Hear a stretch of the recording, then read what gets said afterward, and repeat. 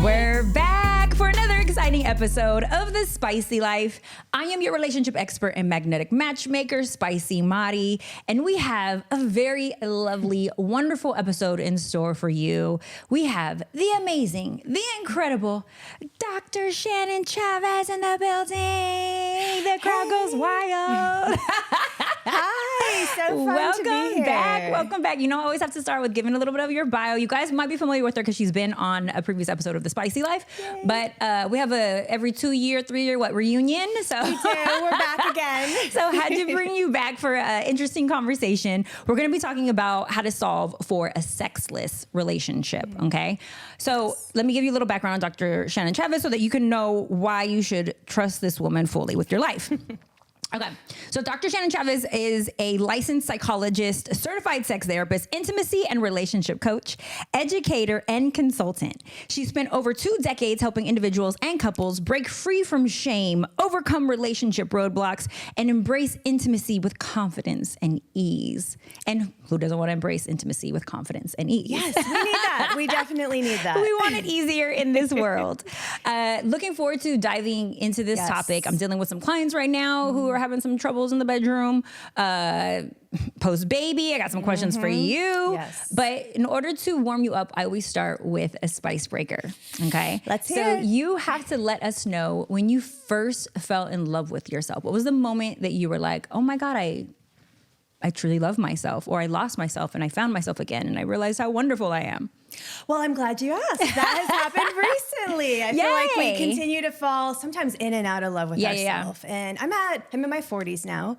I'm at a different age and stage in my life. So falling in love with myself has been about acceptance and not caring so much about what everyone else thinks.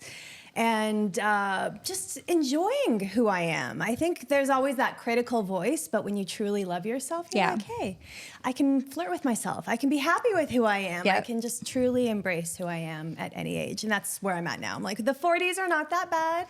I love this decade of life. Yeah. So I encourage people to do that no matter where they're at. I love this. However, I always push my guests to go one step further. Yes. You have to identify the moment, right? The way that you can remember when you picked up a book that you needed, or a song that you heard, or the way that you remember when you met your life partner. I want you to think of the moment that you were like, ooh, there's some self-love that needs to be worked on here. What happened recently that you realized I need to work on self and fall back in love with self? Yes, I think the moment was, going through this stage of my life. I'm in perimenopause now. It's a different part of life. Hormones are raging in all the wrong and right ways. And I remember actually looking in the mirror. That was the moment. Looking in the mirror and feeling very critical, feeling a lot of this sort of negative talk about aging, and I need to do this, I need to do that. And then I really looked at myself, and I was listening to music. I remember that because music gets me going. And I thought, you know what? You're in the best stage of your life. You need to embrace it. You need to change your own. You need to get out of your own way. Yeah. And that's what I remember feeling when I was looking in the mirror. Get out of your way. There's no one here that you need to impress other than yourself. And that started the love affair. I remember thinking, I have to do this for me. Nothing out here is going to do that. Yep.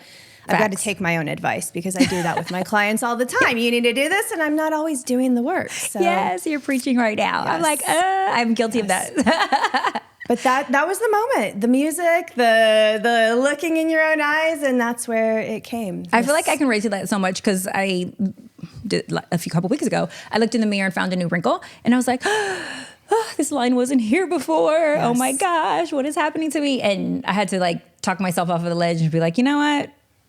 You still look good. Yes. And then in real time started affirming myself versus going down this spiral of being critical. Right. Oh, it is a spiral because it can go quick, and doing all the things that we think we need to do to remain beautiful, confident, and yes, of course, as cliche as it is, it's internal. You have to work on that internal dialogue. So that's what I've been mindful of. And you're really good with that. I know today you're going to give us tons of words of wisdom for what and this is why I wanted the episode. As a mom of a 3-year-old, right, I relate now so much to my clients who are going through new phases in their life of parenting, and that changes and shifts the bedroom dynamic, or the more work and the more successful you become, that shifts your time and energy. There's all these components. And with challenges that come up, right, I feel like at one point in our lives, like we prioritize making sure that we made time for like sex and, you know, having that hot, steamy passion. And I realized like we need to do an episode on this. We need to refocus on this because I feel like we haven't been talking about sex enough. I feel like we've kind of like been pushing it to the wayside, you know, the new generation Z, they're not having as much sex as us millennials. And I'm just like, okay, let's bring this topic up because there's a lot of people who are probably going through this and experiencing this. Who better than to have the expert on when it comes to this? Right. So I'm going to begin with asking you all my spicy questions. You're going to share what are some of the reasons, right? The 6 reasons even, because I have seen a post that you've done, why couples struggle or why they may be having a sexless relationship, a sexless marriage, a sexless relationship. Why might these things occur? Well, first I want to define what a sexless relationship by all is. means. So it's sort of the idea that you're having sex less than 10 times a year. So there's a certain number around that. We can define shows, it. Boom. Yes, and I think the reasons are many things. Obviously, communication or lack of communication. Intimacy grows in particular ways, but physical and emotional intimacy may be lacking. Yeah. So there's a comfort, there's a safety or security, but there may not be that passion or connection that you want to feel for sex. Sex is playful and presence, and a lot of those things are lacking in many people's relationships. They're focusing on families and kids and jobs and careers, all important factors in our life, but we lose our pleasure identity. Yeah. Who are we when we're having fun and feeling good together? We don't always have that sense of idea, or we're trying to get back to someone we were, and we're not those people anymore. We're not in our 20s or 30s. We're in our 40s, 50s, and beyond now, and finding who we are sexually is part of that sexless, getting from sexless to sex more. Yeah. What do you see with your clients when they are coming in? Because I feel like they're coming to you specifically for help. What are some of the challenges that you see the most when it comes to a sexless relationship? 2 big ones. One is sexual boredom. So they're in routines, habits that just aren't conducive for good pleasure and play. They are looking at it as a very mechanical, obligatory task. Yeah. You know, we do it at the end of the night. It's quick, it's mechanical. Hurry up, I've got to get to sleep. There's no time for sex. They're not making time, or it's at the back end of everything else going on in your life. Yeah.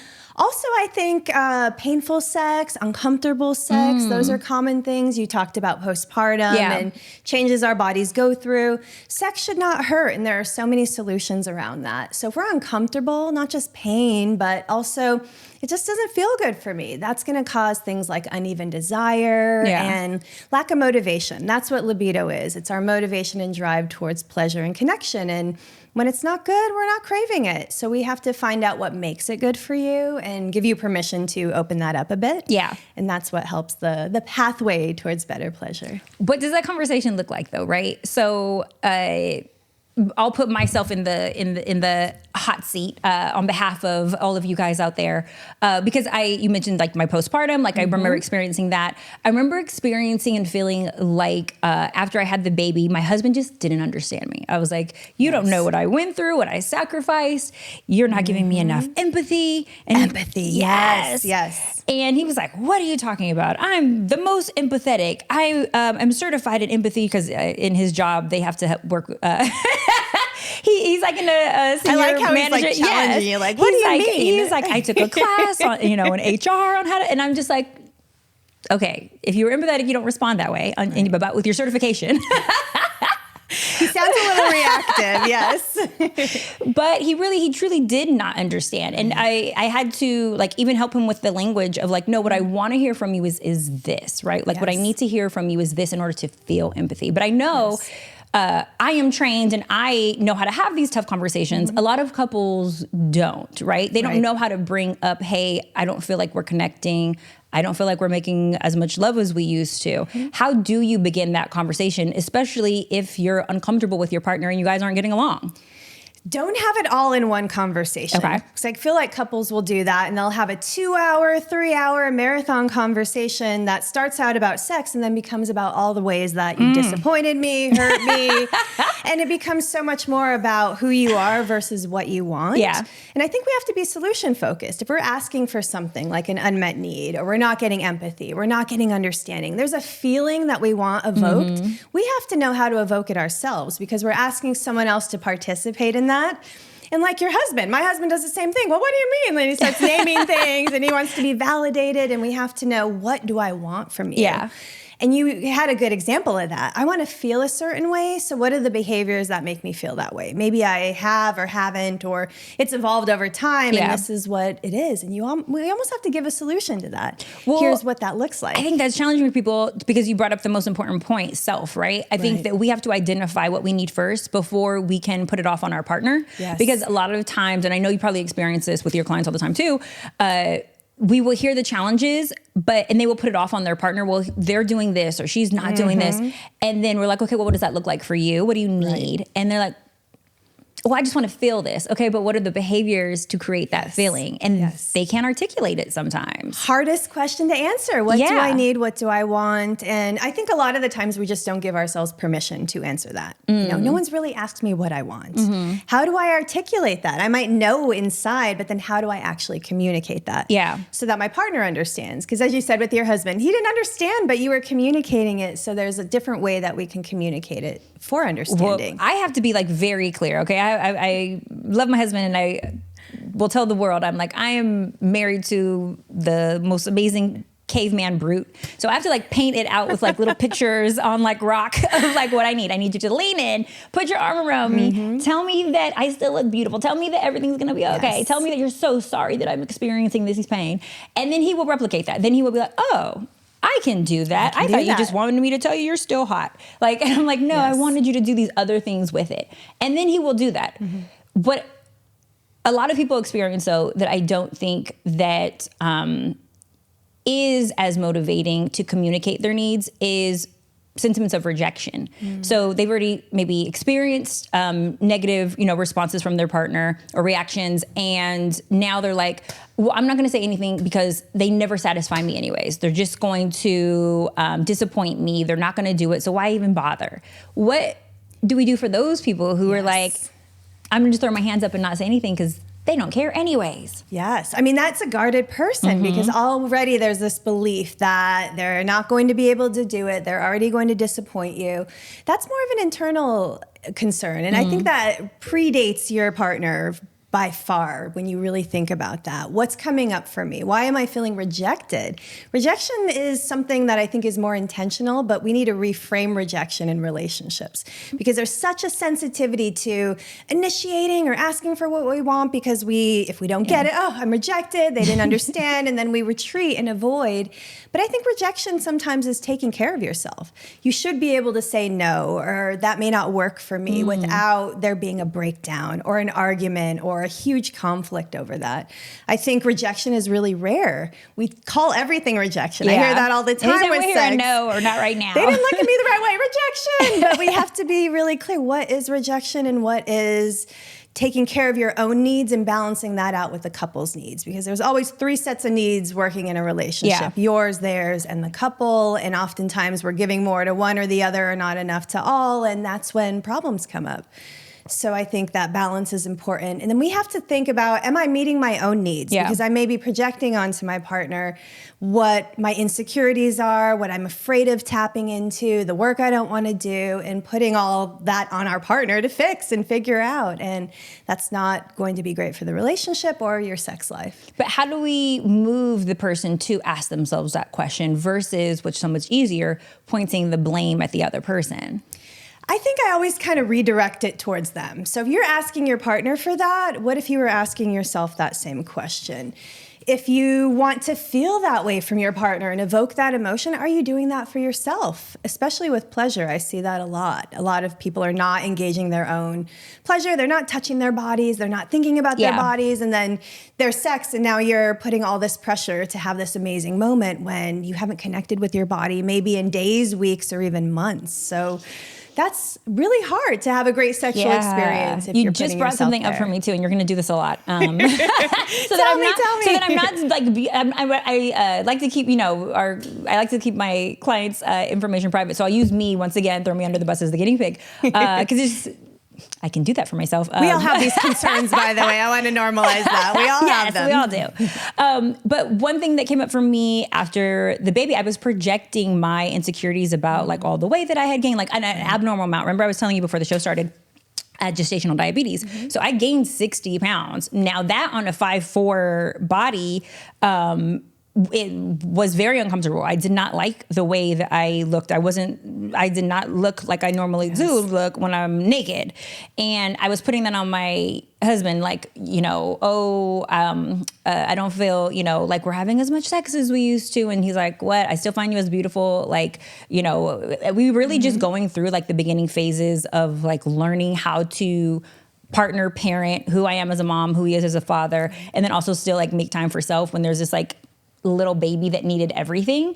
But it was my insecurities, and I had to actually take a moment and be like, oh, this is me. You don't love me any less. I just don't like how I feel in this like body in this moment.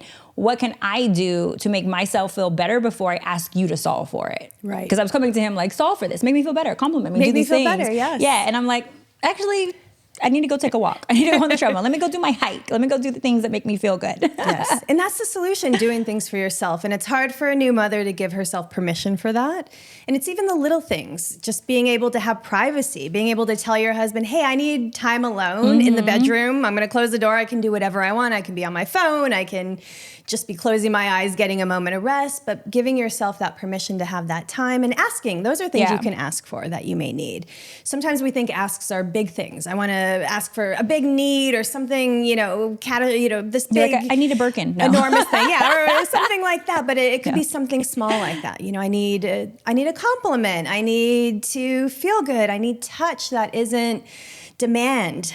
When you're a new mother, you're very touched out. You're giving to everyone, and it's hard to give to yourself. So little things like that make a big shift, because how would someone avoid that though, right? Like, so that we don't fall into the pitfall, right? Like for a second I was a statistic, but I know better. So because I'm so hyper conscious of it, I'm like, okay, I can't be a statistic. We have to fix this.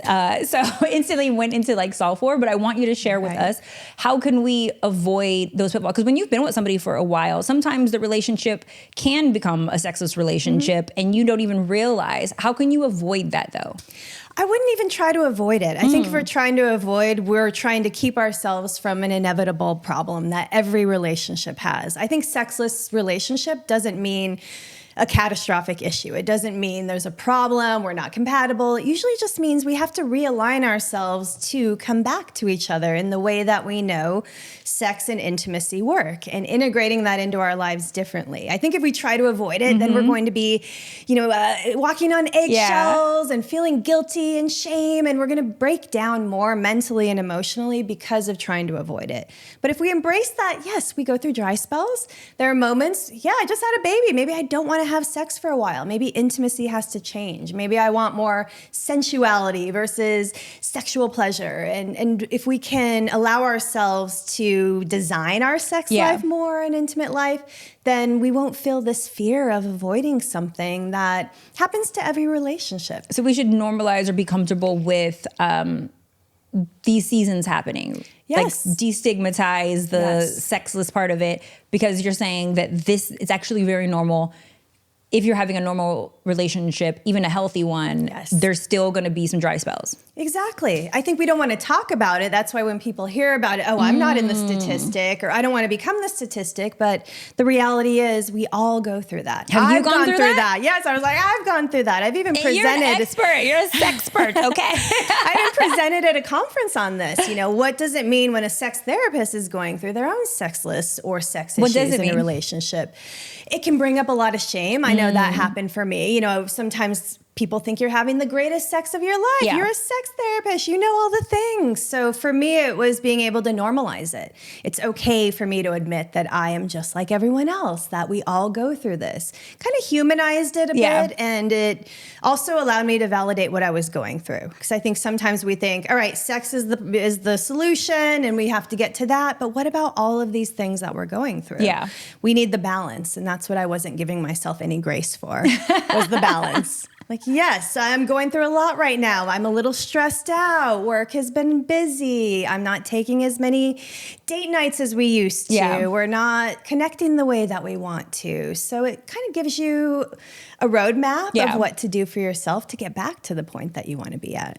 If you are going through certain challenges or let's say your relationship is at odds, right? Because there's multiple reasons why the relationship would become sexless. Let's say that it's conflict. Let's say that you and your partner aren't getting along. You have disagreements about certain things, or you're fighting all the time. Do you recommend you push through and try to have sex anyways, or give ourselves some time, back to our rings, and we'll get to it when we can? What do you suggest in those situations? That's a great question, because I wouldn't try to push forward towards sex. A lot of couples do that. They'll come to sex therapy and say, we're just working on sex, but our relationship feels like a train wreck. And that's a lot of pressure to put on sex. Sex is going to get suffocated by the problems of the relationship. There are certain foundational needs that a relationship has to address before going into sex. Obviously, communication, your ability to negotiate and compromise, to be able to identify what's yours versus the relationship, and look at some of those projections, insecurities, fears, because we push that all onto sex. And then people are very frustrated when we're not improving after a month, or we're focusing so much on the relational trauma that we're not getting to the fun, pleasurable part. So the fantasy versus the reality are important to piece out before setting these really specific goals that are going to set you up for failure as a couple. Yeah. You're going to feel like we're not doing enough. We're not compatible. Do we need to get a divorce? I hear all of this panic. I'm like, wait, we don't even have a foundation for sex to stand on, let alone, I wouldn't even want you on that path without the right tools to get there. So I think we have to have some foundational pieces, communication, some of your own individual pieces to work on. Sometimes I'll say, hey, we need to put the brakes on couples work, and there needs to be some healing work for you individually so that you can be accountable for what's yours and what's your partner's. You mentioned something earlier about compatibility. When you are, let's say, early on dating someone, right? That's when you're in the beginning of the honeymoon phase. You guys are, living your best lives, looking forward to everything that's to come. You guys finally decide that you're going to be physically intimate, and it's not as mind-blowing as you thought it was going to be. When do you decide, like, we're not sexually compatible, and I need to tap out? Give yourself time, everyone, please. When I hear that first experience wasn't great, it takes time to build a sexual relationship. I think we kind of romanticize lust and sexual attraction to be this magnetic, no matter what we see in the movies, there's no question about it. And so when we don't have that, we feel like we failed, or it's the other person, and we start identifying the problem.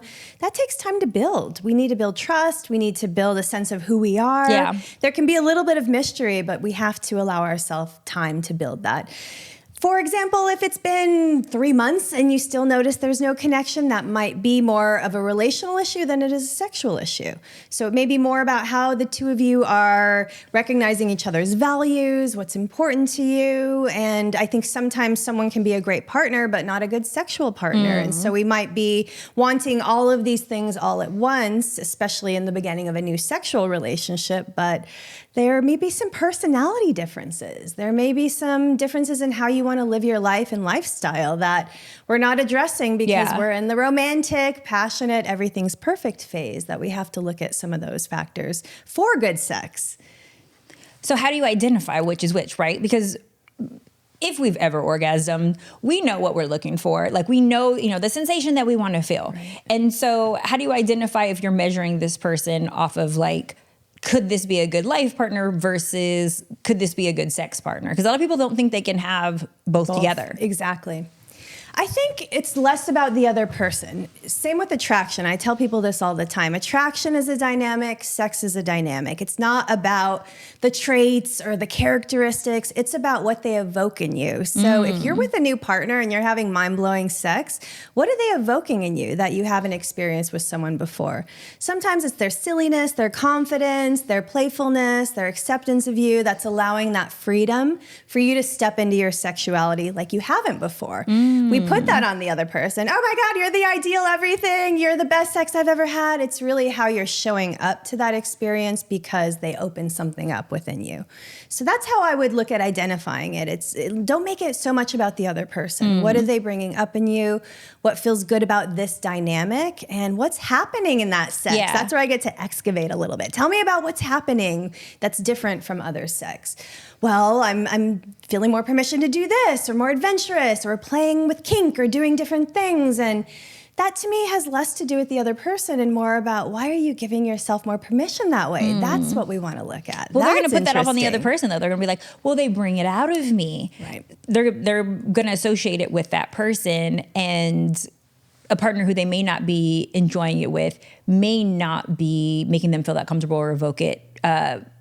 But what can be done about that, right? Like, say this person does meet all the needs, checks off all the boxes, treats her like a queen, but he can't make her orgasm.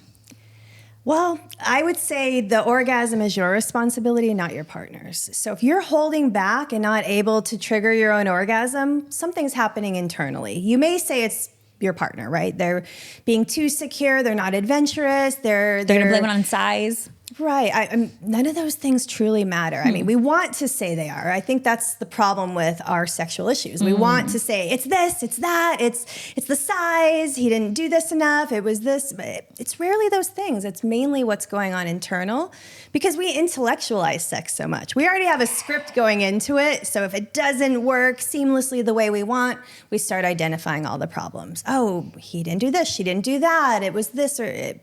We wanted 50 Shades of Grey and it didn't go that way. Exactly. And I've learned this being at this phase of my life in my 40s, where it's very different from sex in your 20s and 30s. I had to think, I have to actually create a sex life. I have to wake up in the morning and decide I want a good sex life. I have to look at my husband, who's very attractive to me, but I have to decide that I want to feel attraction. Yes. And then you get your own fire going because that's exciting to be playful in that way. And so it helps me kind of step out of my comfort zone, which I help my clients do too. Like, why are you holding back? And that may be why you're not having great sex.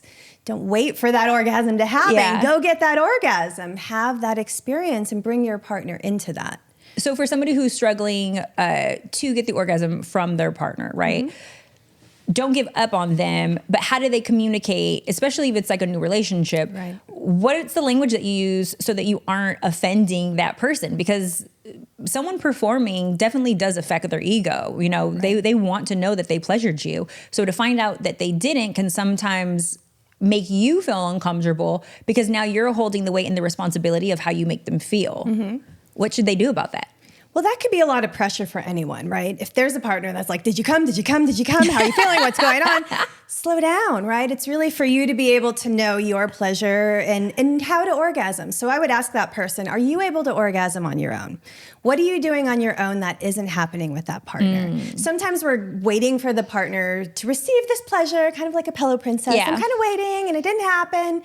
But I always recommend first have an orgasm before partnered sex, get your body warmed up. Then during partnered sex, you're more connected and you can kind of guide your partner towards your pleasure. It takes our bodies a little bit longer to get warmed up. So if we're going right into partnered pleasure and expecting all these things, orgasms, connection, presence, we have to slow down a little bit. It's a lot. Sometimes I say, what is sex? What is sex? We want to feel good. It's mutual pleasure. Does it have to be all of these different things happening?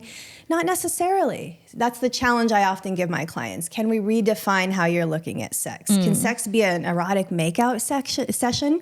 Can we do something? Can we have sensual touching and caressing that leads to a lot of feel-good feelings without an orgasm and that still be sex? Sometimes we think sex is this pinnacle moment of mind-blowing simultaneous orgasms, and that's what we're looking for. And that's just not how people are having sex. I encourage my clients, have lazy sex, messy sex, quickies, all the different types of pleasure so that we have variety and menus to choose from depending on our mood, how our body's feeling, our hormones. There's so many factors that play a role. I think for my relationship, the moment that like my husband knew it doesn't have to be like rose petals laid out, like I can literally just roll over and hop on top of you, it became just like an easier thing versus having it has to be romantic, it has to be wine being poured and my hair has to lay just right. Like once you can get out of your head and the expectations of the illusion, right, of what we think like it needs to be, the illusion of romance, you can start to enjoy it without all the pressure. Yes. And I think a lot of women feel shame if they just want very physical sex. So they've also been conditioned to believe that sex is sort of this emotional, passionate, and sometimes they just want to get off. And they're ashamed to say that. I don't want the kissing. I don't want you to gaze in my eyes. I just want to get off. And I want you to be a part of that. I want the connection there, but I don't want to feel, you don't have to do all the rose petals and the music and this. Sometimes that's distracting and it makes her feel bad if she's not in that mood. Oh, I can't have music on. I'll start singing and I'm like out of the moment. Like I actually have to have music off and the TV off too, because I'll start like watching and I'm like, oh wait, let me get back to it. So it has to be like silent in there, just our voices like getting each other on, because I love TV and my husband loves music, so we'll both be like distracted and forget about each other. Have a party going on in the room. Yes, I'm like, the party has to be in the sheets.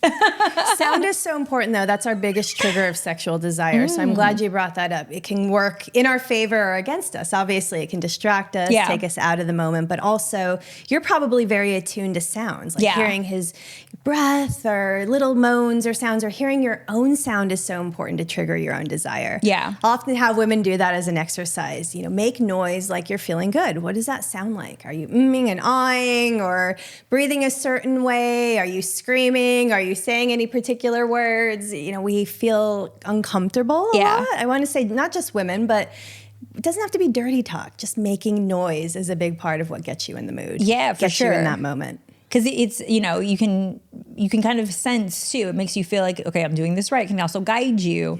So you're looking for the person's reaction or, you know, the response to what it is that you're doing so that you can learn from it. Exactly. We're animals. Animals need to make noise and be primal with sex. Otherwise, we're going to be having very intellectual sex that works for some, but not for many. Break down sexual compatibility versus non-compatible. Yes, I love this question. I know we've talked about this before because people always want to know. I think compatibility is less about traits, interests, desires that are aligned. I think it has more to do with communication and your ability to have sexual empathy. Can I hold space for someone and be curious about their desires, be open to their interests without kind of imposing mine onto theirs? And then we find a play space where both or all things can happen. I think that's compatibility. I think when couples get to that point of are we compatible is they stop working together. It's a power struggle. I want what I want and you obviously want what you want, and I'm not budging and you're not budging, so therefore we might have a problem with compatibility. I think that has more to do with we either don't know how to integrate our desires very well, or we are just so in resentment of you owe me or this is what I need or want that I'm mad. I'm mad and angry and I'm not moving, and so therefore I'm looking at all the reasons why that's a problem. You're not interested in what I am. We're therefore not compatible. I don't see that very often. That's why I want to kind of demystify this idea that sexual compatibility is a real thing that we can look at and say, yes, this is you not being compatible with a partner. I look more for the skills that are lacking for that couple. What are some of those skills that you'll sometimes like see? Definitely the communication and ability to express empathy. And I mentioned curiosity because that seems to be missing in a lot of people's sexual lives. For example, if you share a fantasy or something, I saw something in a movie and it really turned me on. My partner's like, oh, what? Oh, why? Or judgment or criticism. That has to end. That's going to create this. We're just not compatible. You're rejecting such a personal part of me, because sexuality is so personal. It's so ingrained with who we are and in our purpose. And so if someone rejects that, it's going to put a huge wall up. Now I don't feel safe sharing with you. You're judging me for something I like and desire. How am I going to want to explore or open up novel things in our sex life if I can't even share thoughts that I have in my mind that make me feel good? So that's, I think, where compatibility really comes up a lot. There's a lot of these unconscious projections going on that just start to really wound the relationship. Eek. You mentioned earlier, though, we tend to intellectualize sex. Yes. Give me specifics. How would someone intellectualize sex? What does that look like? They're thinking their way through every part of it. They're thinking about, for me to feel desire, I have to be thinking about sex all the time. I have to have sort of in my mind a picture of what sex should be. And we also think of sex very binary, either good sex or bad sex. I'm like, what about all that great stuff in the middle? Yeah. So the intellectual leads us to really specific expectations around sex. That's why I mentioned primal. When we're in our primal selves or primal body, it's very present oriented. We could be just nuzzling our partner, nuzzling our face in their neck and just enjoying their scent and the texture of their skin. And we could be in a full-on pleasure mode and be satisfied. Yeah, but yet, because that's still intimacy. That's affection. Exactly. And that could be feeling good, especially because women are so multifaceted in our desire. We don't just need genital stimulation. Yeah. So often those closeness caressings induce a lot of really good feelings around orgasm. So I think that's part of it. Intellectualizing is, wait, that's not sex. We got to get to the goal or push ourselves, or we're enjoying something really, in this moment, but we're pushing ourselves to an act or a position or a mechanical way of connecting, and then we pull ourselves out of our own pleasure. That's intellectualizing sex. Well, I love that you use the words to describe us multifaceted, right? Because I feel like men would call us complicated. No, stop saying that, men. They're complicated, and I will stop to explain why. You're like, it's so basic. But break down that for me, right? Because I do feel like men feel like we are these hard creatures to please. Are they easier to please than we are when it comes to the orgasm or when it comes to pleasurable sex? No way. I mean, women can have over 12 to 20 different orgasm types. There's many different scientists that will say one or the other. And what I mean multifaceted, we have more connectivity between both hemispheres of our brain. So the emotional, the logical, the way in which we're perceiving sex is different. Also, our sex research shows that women are more visually stimulated than men. We can get off by a lot more different stimuli. So we're looking at different things, but women aren't given a lot of permission to be visual. Porn is made for men. A lot of erotica is really designed towards the male fantasy. And often when I ask women, what are they looking at that's turning them on? I'm not looking at anything. That may be part of the problem. We need that visual to get our creativity going and get that libidinal energy moving so that we can picture the pleasure that we want. Not just good sex. I mean, good sex, people always say that. They come in my office, I want to have good sex. I'm like, what is that? I was hoping you could tell me what that is. I hear about it, but I'm not having it. They have never really thought about that. So that's our first step, conceptualizing what that is. Not just from an intellectual place, because that could get them in their head again. I mean, it has to look exactly like this, but then it goes back to, what does that evoke for you? That image of that perfect sex. I feel comfortable, I'm free in my body, I'm doing things outside of my comfort zone, I'm not bored, we're not always in the bedroom. We start getting into more specifics of what works for them. But because we can be turned on through a variety of different ways, and men cannot? Men can have a few different orgasm types. It's not that they cannot, but they tend to be more wired towards their type or what they identify as sexually stimulating. So for example, if you're a breast guy or a butt guy, those are going to be sort of in your arousal template. And so you may be kind of wired to be more responsive to that, or the particular parts on your partner's body that are arousing for you. Women are multisensory, so we can have many different imagery, even outside of our type. So we could watch different types of sex that we might not be into. So that's the thing where people will watch it and say, oh, but I don't want to do that. It doesn't matter. We're looking at it entirely for what it evokes and what it kind of stirs up in you. And then we bring that energy into the type of sex that we want. So that's the sort of multifaceted. So men are, it's not that they can't have the same potential, but we are kind of wired for more whole body pleasure, where men tend to be wired more genital focused. So here comes my question when it comes to attraction, right? Yes. Let's even make it basic and just like lust. A man knows, I feel like, and so does a woman, off the jump, whether we are attracted to each other, right? Mm-hmm. If we only have visuals in front of us, let's just say no verbal communication, but there's still like body language and all the other forms of communication. But they can decide or assess, I'm attracted to you or I'm not. If a man is not attracted to you, he is less likely to continue the pursuit. Where if a man pursues you and you might not find him as attractive initially, he can actually become attractive to you the more that you guys can engage. Mm-hmm. But if a man is not initially attracted to you physically at all, it is less likely that he will continue that pursuit. Yes. And why? Why are we built like that? It's a completely different wiring, right? That narrow perspective puts a very specific checklist in his mind. Like, it's either there or it's not there. I think women are more contextual. So we look at all of the things, not just you and the traits and what I'm seeing visually, but also how I'm experiencing you in the context of this relationship. Mm-hmm. So it could be how he interacts with other people, his social behavior. It could be gestures that he is showing you to be chivalrous or romantic in your dating life. So it's not always strictly the traits. But I use that in a bit as a sex therapy technique. What if I gave you permission to objectify and just focus on the physical traits and not all of the other things? What would that feel like? Women have a lot of fun with this exercise. So I'll say, I want you to go home and objectify your husband sexually. What would that look like? And we'll set up maybe sometimes a little role play. Well, when do you find him really sexy? Oh, well, he's gardening, when he's doing some chores around the house. So it's sometimes just shifting that mindset for permission around allowing yourself that physical excitement and attraction and being able to do that differently than this whole contextual image of all of these things have to be picture perfect. Have you seen because like you just jogged an Instagram post, have you seen these posts where a woman is like, how my man turns me on, and then she like walks into the kitchen and he's like cleaning the stove and like washing the dishes. Yes. Break that down. Why is sometimes that sexy for us when our man is just helping around the house?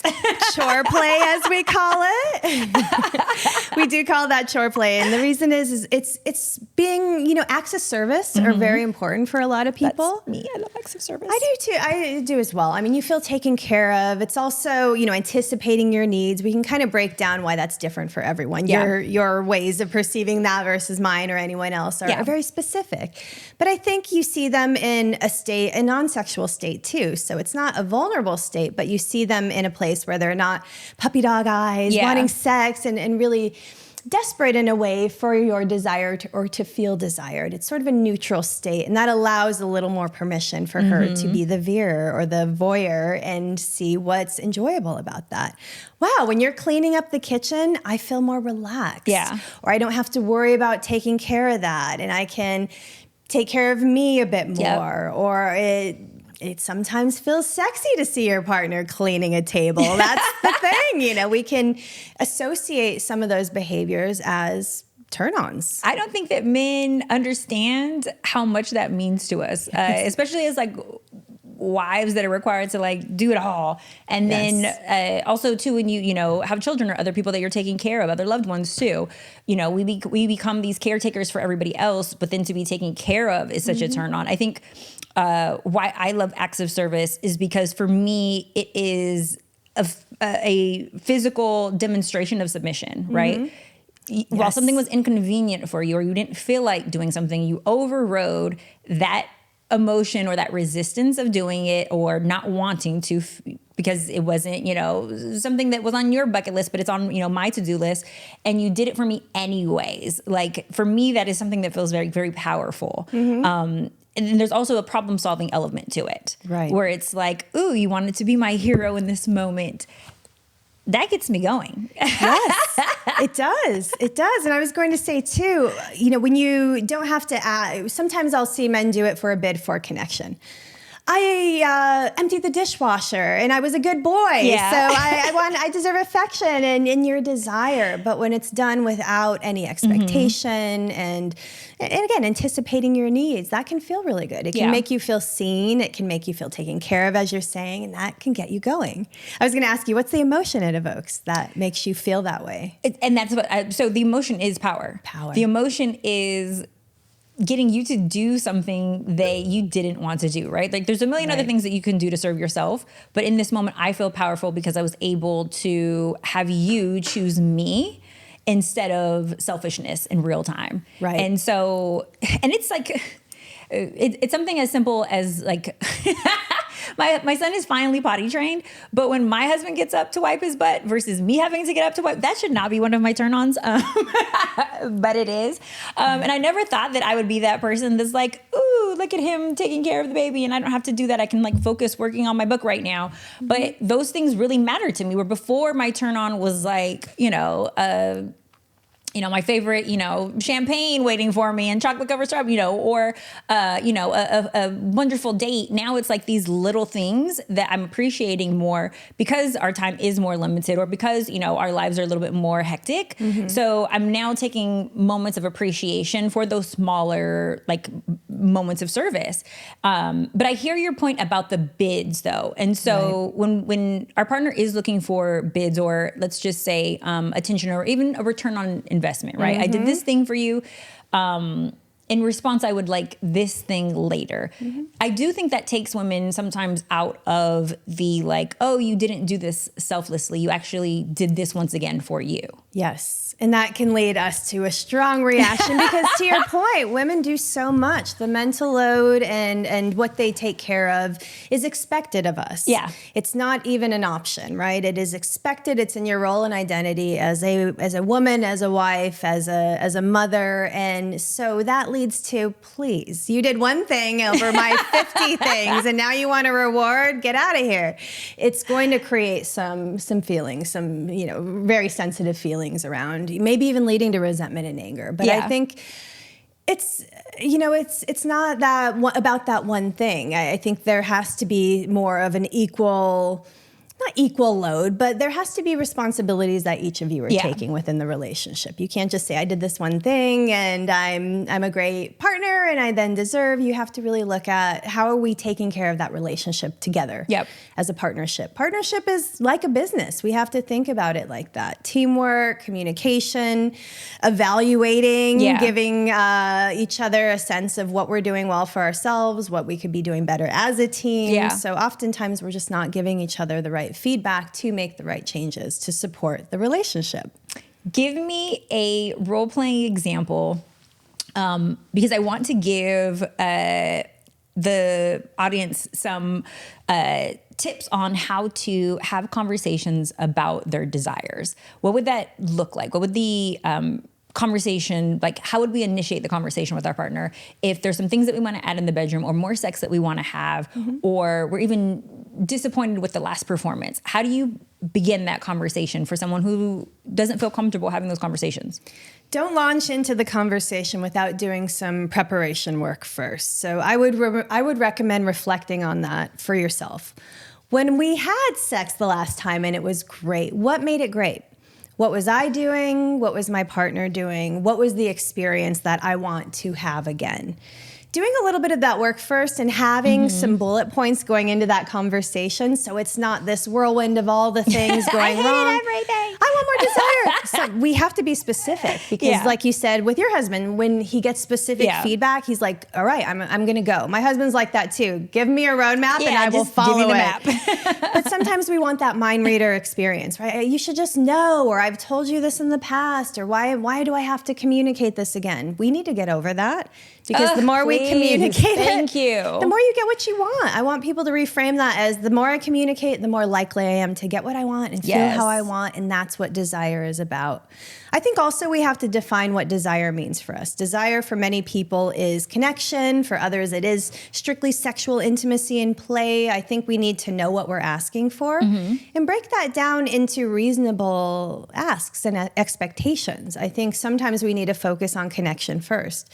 Are we connecting in a way that isn't like roommates on the couch, best friends? When I hear that, he's my best friend, I'm like, stop. Nobody wants to have sex with their best friend. We need to shift that. This is a lover. This is someone that you're feeling passionate about. We have to work on the mindset around that. So I think that's important. I think also too, we have to be specific about when we're saying desire and we're thinking about it for ourselves, we also have to think about our partner's experience. What is their experience with desire?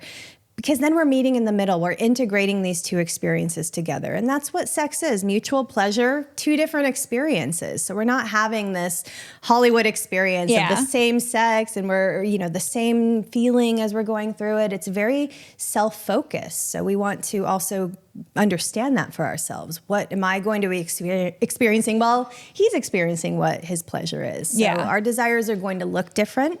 That's why when I hear people say uneven desire and, we went to therapy to try to get to the same level of desire, that is not our goal. Desire is always going to have ebbs and flows. And you could be the high desire partner one day and the low desire partner another day. So it's less about matching your desires and more about how do we navigate the flows of our desire and validate that for one another. If you're the high desire partner and you're usually the low, let's celebrate that and let's be mindful of how we're acknowledging that rather than just identifying each other by our desire. That can be I think these initial self-reflection questions are extremely important. Yes. But then what, right? Is it give me time, location that's appropriate? How do we begin that conversation? Is it like a tap on the shoulder? Is it while we're having sex? Is it as soon as you get home from work?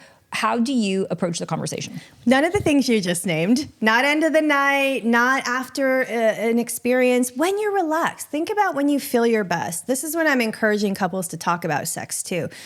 In the morning, we usually feel great, right? You're having your coffee, maybe the kids are already at school and you have a moment together. This is when you can be having a conversation.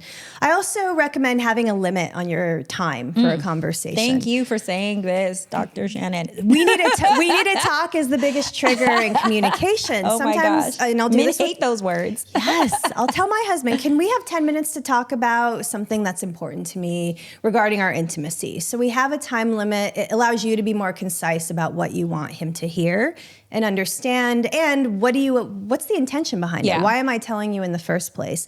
Do I just want to get it off my chest? Do I want something from you in terms of validation or understanding?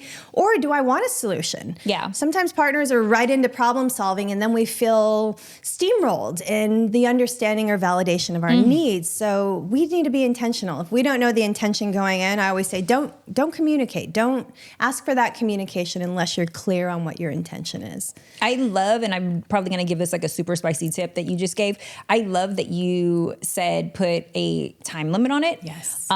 Because one of the crazy things that I notice with avoidant communicators is they're already apprehensive because they don't want the negative sentiments that come with whatever the message is that's going to be delivered, right? They don't want to feel bad. And when we say like, I need to talk to you, or, we need to have a talk, it automatically sets them up for, I'm in trouble, right? That takes us back to our childhood when we used to get in trouble with mom. And we all hate that feeling. So when you set a time though to it, it lets them know, okay, it's going to be brief. We're going to hit some bullet points in and out. And I don't have to dread an extensive 2-hour conversation where you're bashing me. A 10-minute conversation lets me know that it's going to be brief and I'm going to hear what I need. And then I can move on with my day versus bracing yourself for the expectation of the worst. Yes. And I think with your intention and time limit, you also are letting your partner know what you want from them. Yeah. If I'm sharing for 10 minutes something around my need or what I want change around, I might just want you to listen. I might not even need a solution right now, but that listening shows me that we're creating a space for it. And then we might have a different conversation about the solution around it. I think partners are so ready to react when they hear that. So you're telling me something that's important or a problem, and I'm already reacting. I'm not even listening anymore. Yeah, they go into defense. Yes, Yeah. I'm not present anymore. So they can happen in multiple conversations. That doesn't mean that you're not creating a solution. That means that you're being mindful around how you want to have this conversation so that it's not happening all in one swoop. Hardly do we have solutions happen in one conversation. But I think that's what we want, though. I think naturally we're wired to like, I want to solve for it. Like, let me get this conversation over with. I worked so hard to have this conversation and build up the anticipation for it. I don't want it to be long and drawn out over the course of weeks or months. Yes. Why are we like that? We do that in every aspect of our life. We don't do that, right? I mean, if it was a business conversation, if it was family, we're helping family with something, we don't put those expectations on ourselves. But intimacy, we have high expectations. I think because it's uncomfortable. It's its own language. And usually we don't know how to communicate in the language of intimacy. Even when we're talking about desires, like we were talking about a moment ago, we don't know that language. How do I talk about what makes me feel good? How do I ask you for what I want if I don't even know how to describe that for myself? Yeah. So I think that's important to be able to have more concise communication. That's why I recommend doing a little journaling about it before. If I can write in my own words, and sometimes I see my own words and go, that has nothing to do with how I'm truly feeling, then it helps you design that conversation much more effectively. You are dropping some gems right now. I'm like, I need everybody to listen to this, you guys, because I love that you are helping us understand that, like, even if we go through certain moments, fear of having conversations about this, or even like dry spells, like you said, that's normal. That's not permanent, right? But what happens when it's been like years and you're not having sex anymore? What should couples do when it's just like gone on too long, where they're not having the intimate, the flirtation, the fun? Someone has to initiate. Don't be afraid of that. I think that's a fear for many people. It's been too long. It's too late. That's a limiting belief. I think start where you are. It can always improve. If you have two willing people that are open to creating change, then you have a great solution for your sex life. If you have someone that's not willing to change, support them in understanding why that is. Maybe they are going through their own changes. Maybe they are dealing with something in their life. I'll see this a lot when career dissatisfaction, for example. I'm not feeling great in my career. I don't feel successful. The ego gets involved. So it has less to do with sex than it does with what's happening in your life. So I think it's important to understand that and know that, again, validate that, but it doesn't matter if it's been 10 years, 10 days, 10 minutes. It's all about intention. Because if you're willing to make those changes and do the work, people see results. It's those that give up. But if they're up. not, let's say one partner is willing, the other partner is like, I'm great in this area. I don't need to work on this. I don't need to grow. You're the problem. Then what? Ask for the support for your experience. Because again, if they're thinking I'm fine and you're the problem, that's already a dynamic that's not going to work for sex. That's going to show up in your pleasure. It's probably showing up in other areas of the relationship too. Exactly. Pleasure potential. I had mine. How's your orgasm going? We want to be supportive of one another, and you're going to be at different phases. That's why marriage and a long-term relationship is so interesting. Two people evolving on parallel paths, you're not always at the same point. So if we're going to be shaming or judging our partner because they're not at the same place you are, that feels more ego-driven than it is supportive. And so I would say, peel that back. What's that about where you feel it's important for you to feel that you're at a better place, or it's not your problem than where your partner's at? That tells me there's a lack of vulnerability going on. So I'd want to dig into that, excavate that a little bit for that person. Why are you sort of guarded around being vulnerable and understanding? Because I imagine at some point in your life you felt exactly how your spouse is feeling. And you probably got through it. Maybe you haven't. Maybe you buried it deep, but it's very unlikely that you haven't experienced the same thing. That's why I like bringing the empathy in, because even if it's a different experience, the emotion is the same. Our emotions are very basic. We don't have too many different emotions from our partners. If you're angry, resentful, exhausted, I mean, all of these things are things that we know how they feel, so we can support each other. It's the power struggle that gets in the way. Well, I don't agree with that. That's not how I see it. And that's where couples get into gridlock around communication. It's not about you. It's about your understanding what's going on for her or him. the understanding, that Yes. part. I know it seems so basic, but it's not easy. I'm going to play devil's advocate. Why, does sometimes the toxic, insecure, unsafe sex sometimes feel more passionate than the safe, trusting, loving sex? I think there's a risk factor in that of unpredictability that is sometimes part of our erotic equation. Sometimes attraction and risk is a big part of what creates chemistry and lust and some of these feel-good feelings at the beginning of when we feel that intensity over intimacy. And I think intensity is what we wire as pleasure, right? Intensity is great sex. Intimacy, okay, it's great for love, but it's not great for sex. Those are all mindsets that just limit us in how we're experiencing sex. But it is important for us to break out of that. Yeah. Because I think that sex gets better over time. People bring these beliefs into marriage, right? Oh, it fades over time. It's not as good. Oh, monogamy is so boring. These are all things that you're programming your body to respond to. You're programming how you experience intimacy with your partner. We have to change that. Yeah. That's why I say design your own sex life. You get to be the creator of what your sex looks like. And you and your partner may be on the same page with that, or you get to support each other in creating what you want and participating in that. So I do think that we've got to work on the mental part. It's such a big barrier. Do you find that you can help with those mindset shifts? So one partner comes in with a certain, belief system that let's say freaky sex with strangers is better than sex with my wife or, the person I feel closest and safe with. What would you do in that dynamic? Do you have the ability to be able to shift this other partner's belief system while the other partner believes something else? Yes, because it's hardly about those other behaviors. It has nothing to do with that. It's more about being accepted. I want you to accept who I am, and I want the freedom to be who I am without you judging that or trying to change that or limiting me in my expression of who I am. That's why I say sex is so personal. It's about expression. And if you are with a partner that is really limiting that or doesn't want to be creative, it feels like you're not accepting a part of me. So I'm going to push back on that. And I'm going to make it about the behavior. And the only way I will feel accepted is if you accept the behavior. But I try to kind of shift it back to accepting yourself. I want you to communicate more about the internal struggle than make it about the external, what we're doing, because hardly is it about what you're doing. Sometimes we don't even want to do those things once our partner's like, okay, fine. But wait, I wasn't serious. Never mind. I didn't mean to sign up for that. That's why I try to go to those underlying layers, because it's hardly about what we're doing. It's more about who we are. And that's what I see come up a lot with sex. Sex issues to me are about spiritual issues, not in the religious sense, but who am I? Who am I now at this age, in this body, in this life? Have I done enough? Am I good enough? And in those early stages of lust and excitement, we don't care. Our brain is putting the accelerator on these feelings of excitement, obsessiveness.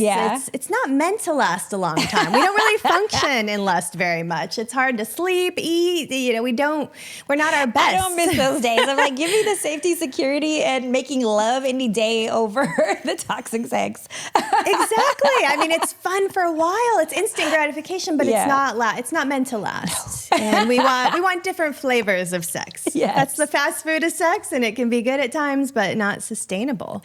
For sure. I'm like, I do not miss that like brick in my stomach whatsoever. No, thank you. I'm like, give me the love any day. Exactly. Or the thrill of the chase, or some of these behaviors that you get sort of conditioned or associate with compatibility or what's good or great or passionate. And we can shift that. Well, like, I know you have to go, but I'm going to ask you one more question. But isn't that why affairs can be so hot and steamy? Because you said earlier, like the risk, right? So it's this like chase of this like feeling in the unknown, and potentially maybe even like getting caught and having to keep it a secret. And it might not even be that partner's that great or even better than your significant other or whoever you're, in a relationship with. It's just because you're doing this like secret thing that feels like it's more exciting. Exactly. The risk, all of those feelings that come along with that. And it has more to do with what it's evoking in you. And it evokes the sense of what it's evoking in you. Focusedness, right? So it's evoking in me that I'm confident, I'm desirable, I'm good at sex, or I'm good at what they want, or they're seeing something in me that my partner's not. And that, I think, has more to do with why it's so desirable. And we want to blame our partner, our relationship. It has nothing to do with that. It's more of you're evolving in a particular way and don't know how to ask for what you want and need, and using that outlet as a way to feed your ego. So not always the most healthiest way to do that, but sometimes we don't know how to do that within our relationships or within our lives outside of risky behavior. And that escalation of that risky behavior, it feeds some of our brain chemistry. So we'll feel a little dopamine and excitement and stability, and our mood shifts pretty instantly. So all of these things we're identifying as it's better, or this is what I want and need, but it's hardly about the affair. I see that as a pattern. That will be, it's like a cycle. That'll be your peak, and then it'll drop again, and you'll be right back to that lull you were in before. So it's but don't you find not a solution. Interesting, though, how they can take these huge risks and maybe like have the affair, but at the same time run the potential to lose everything, like just for these like fleeting moments of that dopamine rush. Exactly. A lot of the times at the root of an affair is the inability to regulate your emotions. So that goes back to traumas throughout your life, or experiences, and not just childhood trauma, but also big experiences where you have experienced disappointment. You have felt shame. Things have happened to you where you've judged yourself internally. That becomes a mask for that. So I think there is some healing work to do for individuals that tend to be prone towards that external behavior versus fixing what's going on in their relationship. This is why she exists, you guys. Oh my gosh, needed this conversation with you. I know that the world needs it. You are always sharing your expertise with me on The Spicy Life, and you know I appreciate your brain. I love Dr. Shannon Chavez because she is not just gorgeous, but her mindset and her values and the things that she is trying to help you guys with is also extremely attractive as well. Thank you so much. I want you to share with everyone where they can find you, how they can sign up for your services, how they can get more information. They may be in a situation where they need you, and you could potentially save somebody's relationship right now. Yes. Don't be ashamed if you need sex therapy. I think we all need sex therapy or coaching or something. It helps you. Sometimes you don't have to have a problem to go into sex therapy. Yeah. You can improve something that's already going on. I offer a complimentary consultation to anyone who's interested or has questions that you can book through my website, drshannonchavez.com. I'm also on social media at Dr. Shannon Chavez if you're just interested in finding some information, tidbits, good sex ed. I also say that adults need sex education, which is one of my focuses in my practice, adult sex ed, intimacy skills. So if you don't know, that's a great place to start. So don't be ashamed of that. There's always stuff for us to learn, even sex therapists. I know. I'm like, you're constantly studying as well. You want to get better at your craft, but also for your life. Yes, exactly. We should always be learning. We never know everything. Exactly. All right. I appreciate you. You guys can always play with my Twitter, stroke my IG at SpicyMadi. Go to TheSpicyLife.com. Make sure that you click and subscribe to the Spicy Life podcast and our YouTube channel. And there you guys have it. You have just been spiced. The Spice.